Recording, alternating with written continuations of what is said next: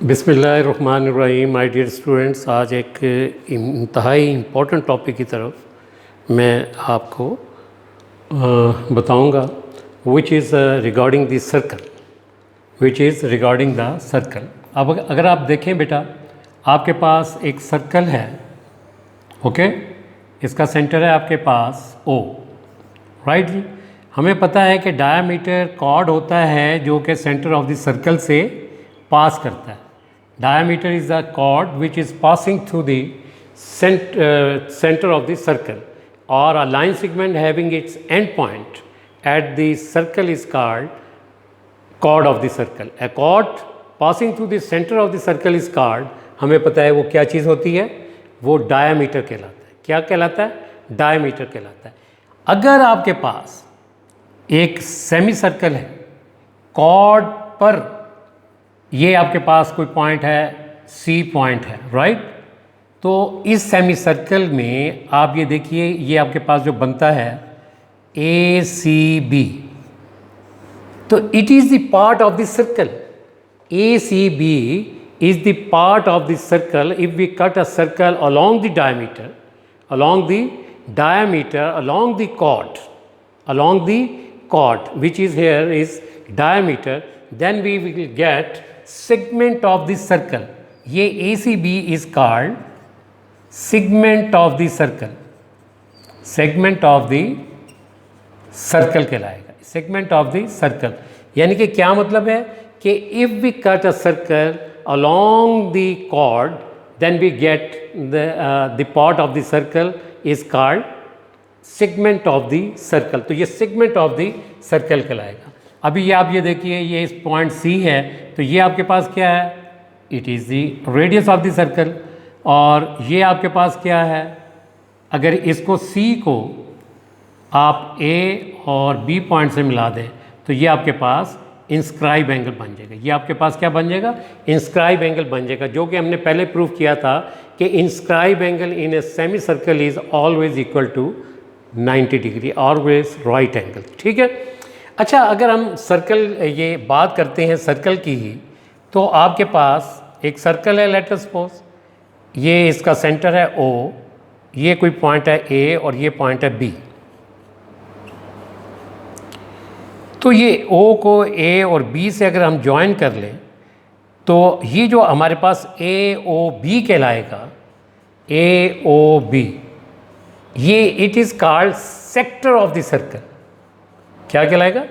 Sector of the circle. It is called sector of the circle, ये कहलाएगा। ठीक है।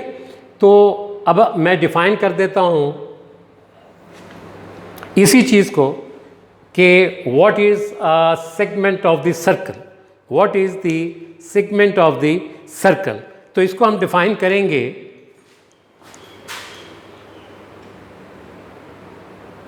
तो सेगमेंट ऑफ द सर्कल को हम डिफाइन करेंगे कि segment of the circle is the part of the circle cut along the chord, cut along the cord.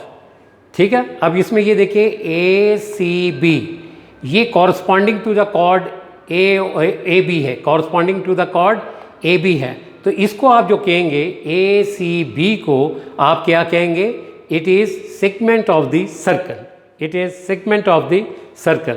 Whereas in a circle, अगर आपके पास कोई पॉइंट ले लें A और ये ले लें B और ये पॉइंट आपके पास सेंटर है, तो ये AOB, तो ये जो कहलाएगा, इसको आप पीस को अलग कर लें, it is called sector of the circle. It is called sector of the circle.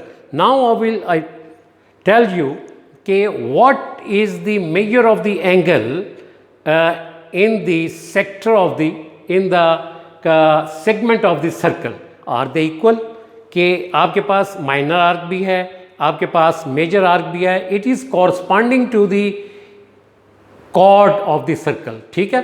ये आपके पास हमने कौन सी बात करनी है? कॉर्ड ऑफ द सर्कल के कॉरस्पॉन्डिंग। अब हम देखते हैं कि जो इंस्क्राइब एंगल हैं वो क्या होते हैं, वेदर दे आर इक्वल और नॉट इक्वल। ठीक है। इसके बारे में अब हम डिस्कस करते हैं।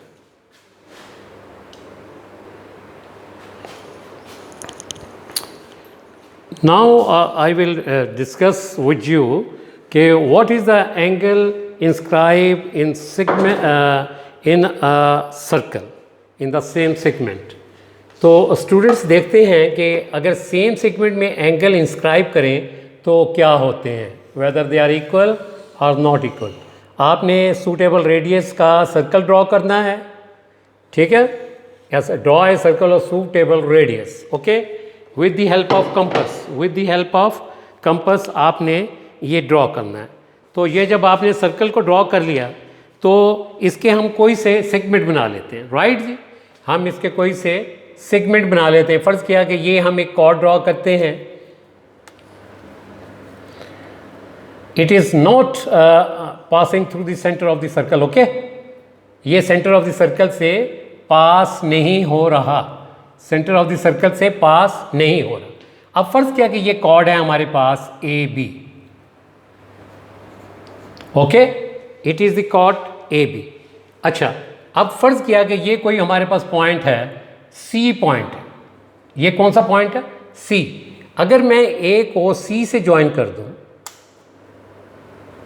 ए को सी से ज्वाइन कर देता, ठीक है, और ये पॉइंट मैंने सी लिया था और इस पॉइंट को बी से ज्वाइन कर देता, इस पॉइंट को बी से ज्वाइन कर देता.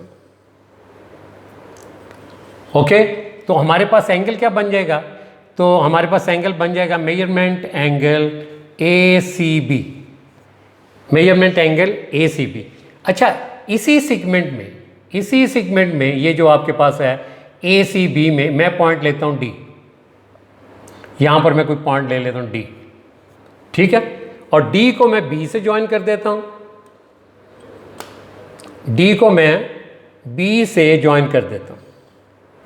ओके, और ए से भी ज्वाइन कर देता हूँ.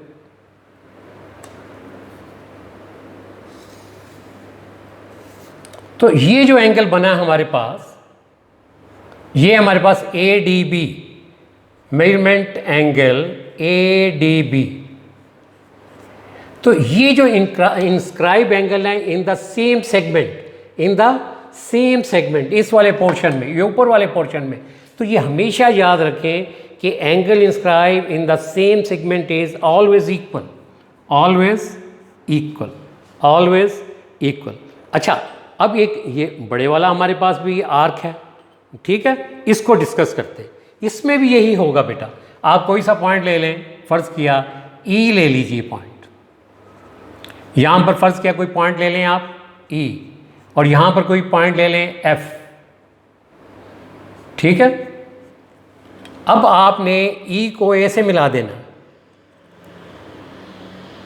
ई को ए से मिला देना, और इसको बी से मिला देना, और इसको बी से मिला दीजिए.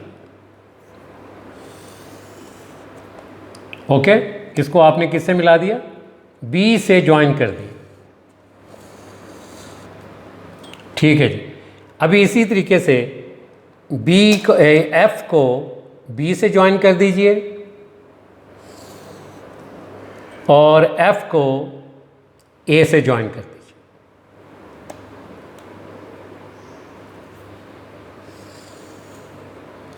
तो स्टूडेंट ये लार्ज वाले सेगमेंट में हम देखते हैं कौन सा एंगल बनता है, ए ई.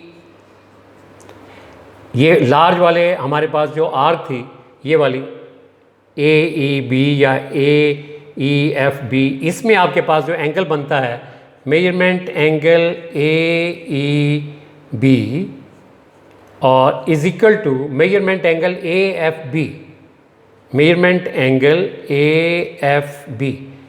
आप इसको कंपास के साथ जब आप करके देखोगे, चाहे वो आप ये स्मॉलर सेगमेंट की बात कर रहे हो, चाहे आप लार्ज सेगमेंट की बात कर रहे हो, इसमें जो एंगल इंस्क्राइब होता है ये हमेशा बराबर होते हैं. Angle inscribe in the same segment are always equal. Angle inscribe in the same segment are always equal. ये आपने ये रिजल्ट्स इससे प्रूफ होते हैं, ठीक है. तो ये इसको आपने प्रूफ करने के लिए क्या कहना है, कंसीडर ए सर्कल विद, आप इसको लिखे consider circle with centre O, ठीक है, A B is chord of the circle, not the diameter. Okay, it is not diameter because it is not passing through the center of the circle. ठीक है, अब हमारे पास ये एक smaller segment है और एक हमारे पास large segment of the circle मौजूद है। ठीक है, तो आपके पास इस पर कोई बात पॉइंट लें, आपने सी और डी कोई से पॉइंट लिए, सी को ए और बी से ज्वाइन कर दिया, हमारे पास ये एंगल बनेगा। ठीक है, इसी तरीके से डी को ए और बी से ज्वाइन कर दिया, हमारे पास ये एंगल बनेगा। ठीक है, मैं इनको नाम दे देता हूँ, मैं कहता हूँ ये अल्फ़ा 1 है, ये अल्फ़ा 2 है। तो हमेशा याद रखें कि चाहे वो स्मॉलर सेगमेंट हो चाहे वो लार्जर सेगमेंट हो, उसमें एंगल आपके पास alpha 1 is equal to alpha 2 के बराबर आएगा। ये हमेशा angle in the same segment is always equal. अब हम लार्ज सेगमेंट की बात करते हैं, हम ई और एफ ले लेते हैं पॉइंट, ई को ए और बी से ज्वाइन कर दिया, हमारे पास ये एंगल बन जाएगा। ओके, और एफ को ए और बी से ज्वाइन कर दिया, हमारे पास ये एंगल बन जाएगा। राइट, इसको मैं अल्फ़ा 3 कह देता हूँ, इसको अल्फ़ा 4 कह देता हूँ। तो ये जो एंगल हैं, angle inscribe in the larger segment, they will also equal, they will also equal. ठीक है, तो क्या इससे हमने साबित किया कि एंगल इंस्क्राइब्ड जो भी एंगल है, आप इस पर जहाँ मर्जी से यहाँ डी पॉइंट ले लें, यहाँ एफ कोई और पॉइंट ले लें, एम पॉइंट ले लें, और इसको एम को ए और बी से ज्वाइन कर दें, और कोई एन को ए और बी से ज्वाइन कर दें, जो भी एंगल बनेंगे वो हमेशा उनकी एंगल की मेजर सेम होगी, हमेशा एंगल्स की मेजर सेम होगी। तो स्टूडेंट, ये जो कंसेप्ट है, this will help you in the higher classes also, ये आपके साथ हर क्लास के अंदर कैरी करेगा। तो ये इन कंसेप्ट्स को आपने बहुत अच्छे तरीके से अपने साथ इनको याद करना है और इनको क्लियर करना है। इससे पहले भी मैंने आपको ट्रायंगल्स के बारे में बताया गया कि ट्रायंगल कॉन्ग्रुएंट कब होती हैं, उसके बारे में कंसेप्ट दिया है, सिमिलर ट्रायंगल्स के बारे में कंसेप्ट दिया है, ट्रायंगल्स के बारे में कंसेप्ट दिया है, angle with respect to angle. तो ये सारी चीज़ें आपके नॉलेज में होनी चाहिए। इन चीज़ों को आपने अच्छे तरीके से मेमोराइज़ करना है, समझना है, और इसमें किसी किस्म की भी आपको दुश्वारी पेश आए या समझना आए तो you should contact to me. Okay, you should put your question me on WhatsApp करें मुझे, आप मुझे व्हाट्सएप करें, इंशाल्लाह आपकी जो क्वेरीज होंगी उसको हम इंशाल्लाह दूर करने की कोशिश करेंगे। ठीक है बेटा, और कैसे हैं आप लोग, सब ठीक हैं, पेपर्स अच्छे हो रहे हैं? ठीक है बेटा, अच्छे तरीके से आप लोगों ने अपनी तैयारी करते रहना है। ठीक है, टेक केयर एंड अल्लाह हाफिज़, पाकिस्तान जिंदाबाद।